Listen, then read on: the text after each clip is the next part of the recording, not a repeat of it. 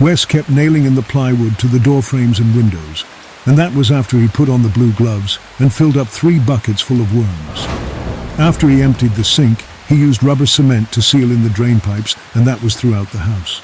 There wasn't much time to waste.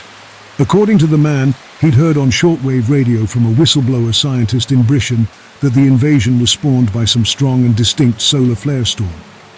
Apparently the solar flares were strumming the rings of Saturn as if it was some sort of cosmic harp that summoned the critters up and out of the Earth. Some sort of rare sound vibration which reached the Earth and caused the worms to crazily rise up and flood the surface.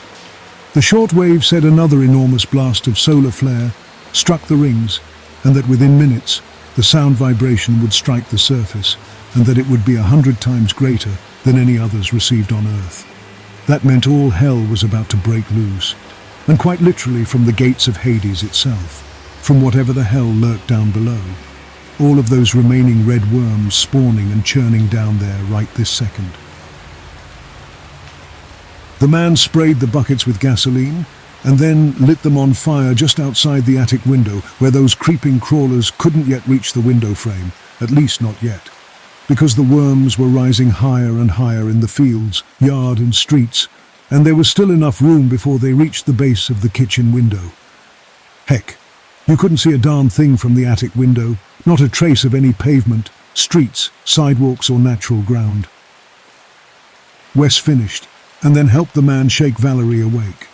She was disorientated but came around. She was out of it, really out of it, Wes thought as he stared back at her, wide-eyed, nervous. Her nails were purple and her lips quivered as if she was suffering a chill, and her body was cold, ice cold. The man was right. There wasn't much time. A terrible humming sound suddenly struck the air, and the worms seemed to rise up out of the soil in a fury. Tens upon tens of thousands of them, enough to fill up whatever sight was left out of the kitchen window. They were surrounding now, completely surrounded by those creeping red menaces, and you could hear them chewing at the wooden frames of the house, trying to eat their way in, their scissor-sharp teeth gnawing on the wood frames and panels, and even the window glass. "Come on," said the man. "Let's get her up to the attic and then board in the floor. It's our only chance, damn it. The only chance."